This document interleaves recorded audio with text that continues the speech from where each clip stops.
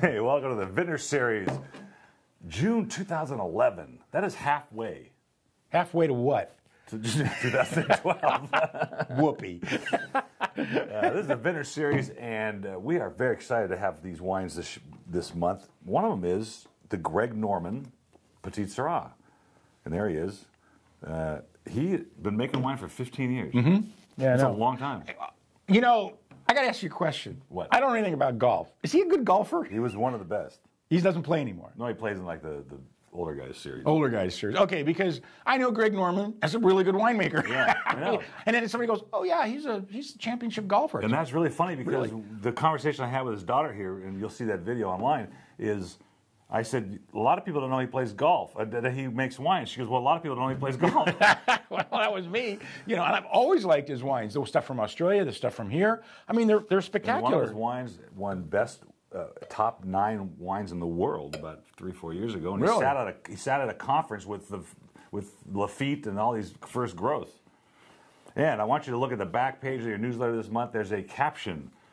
And That's missing. The caption's missing. Yeah, the picture that we want you to caption is taken during the setup of the stage, actually, the set, and you can win 6 bottles from my private collection. Wow. Which I drink, actually I drink stuff from Wine of the Month Club mostly at home, but Well, that's all I can afford. Something special. For what he pays me. I mean, I'm lucky to be able to take that, I mean, can we get on with the wine here? Yes. Thank you. Here's the red for the month. Look at that color. Gorgeous. In Petit Syrah from Paso Robles, I mean, it doesn't get any better than that as far as the district's concerned for this grape. And it just got blueberries. Well, I'll tell you, this guy, as I said before, what's interesting about Greg Norman, and it's like the best kept secret in the wine industry. He puts out really good wines at really good prices, and they sell.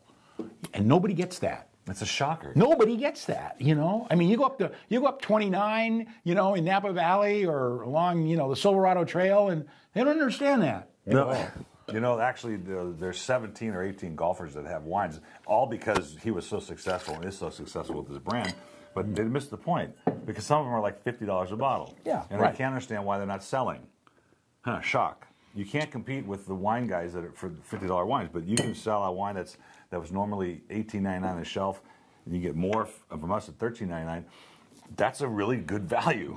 Great bottle. Look at this wine. I mean, it's big, it's rich, and yet it's not over the top. It's one of those wines that, wines are really all about finish. As long as you have a really good finish, you can forgive whatever little frailties it might have.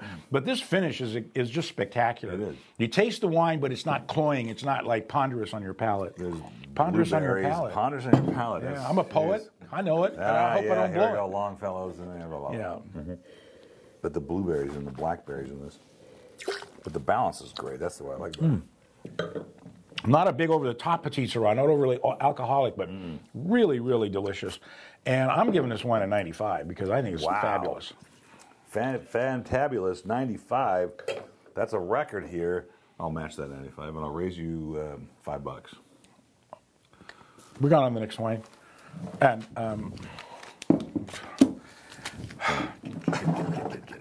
I love the sound of this.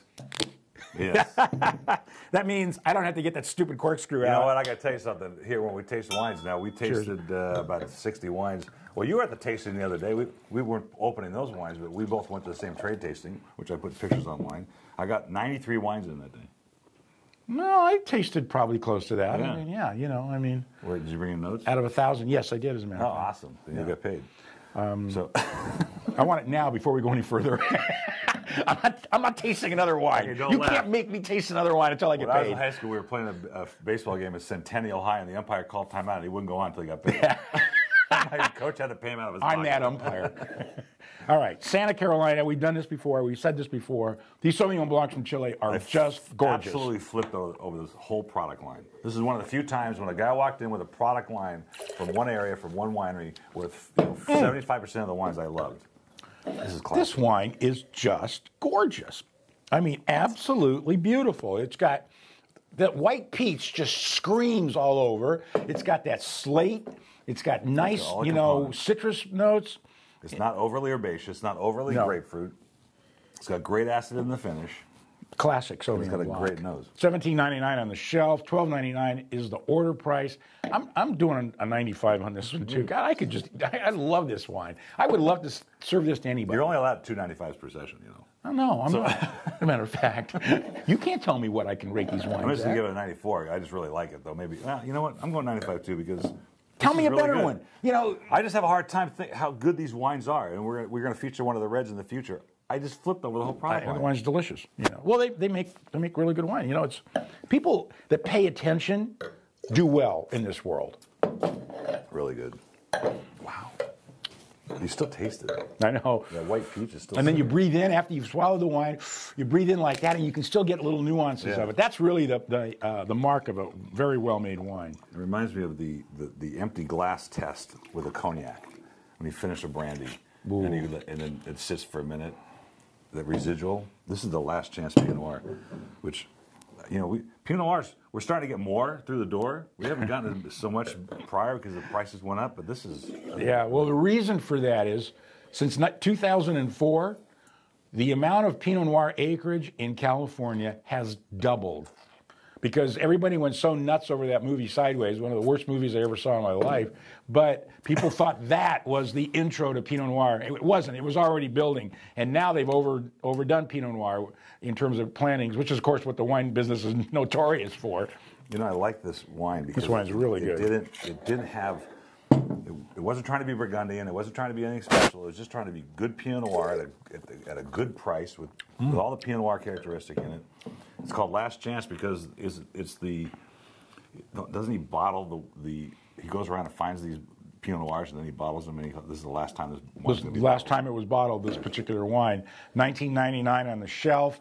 Reorder price is $13.99. Absolutely lovely. A bigger, a little more denser Pinot Noir. Yeah, it's a little more depth to it. You know, but it could go with easily steak or lamb or duck, you know, which I usually like. Lamb chops? Leg of lamb, you know, with a little oregano and lemon juice. You're probably familiar with that preparation, aren't you? Now, they don't have it at Leroy's, my favorite diner, but it is owned by a Greek guy. You'd think they'd have it. You'd think they'd have it, you know, but what do you know? Anyway, I'm doing this as a 93. Nice rich wine, $13.99 for reorder. You almost can't even. There's such Pinot things. Noir? Pinot Noir for $13.99. If you get it, it doesn't taste like Pinot Noir. No. It tastes like red wine. That's the biggest problem with Pinot Noirs that I get in here. And my new favorite sound. This is the 2009 Stromboli Pinot Grigio, which this Pinot Grigio is for, I think they should be bright, fruitful, short-lived, ready to drink. It's kind of how I feel about you. Well, a lot of people in that boat. Perfect, you know. And this is from Trentino. This is from the north, so Ooh-wee. I don't like that Santa Margherita oaked version. Oh, that was terrible. Oops, I said something I shouldn't have said that. I just, look at his nose. This is so fresh. I mean, it's like there's a freshness here, you know. Dryer sheets, remember from last month? Really nice wine. Really like that. That was $18.99 on the shelf. You know, imported Pinot Grigio. This is $12.99. Clean, crisp. Give me the raw way oysters it right should be. now. Why don't we have raw oysters for lunch? Because Pan Express doesn't have them. You have walked oysters. I'm taking a walk now. I don't mean W-A-L-K. 92. We have some more of those. That's what I'm giving it. Yeah, I'll give it 92. Okay. Really good. And that, ladies and gentlemen, boys and girls, in and outs, overs and unders, Vintners Series 2011 for June. Ladies and germs. Halfway through the year. I don't know which half, but Oh, yeah. That was my thing in the first place, and you denied it. I didn't deny it. Yeah, I you was shot me just, down. you know, half of what I do is ridiculous. I just don't know which half. Let's cut that off.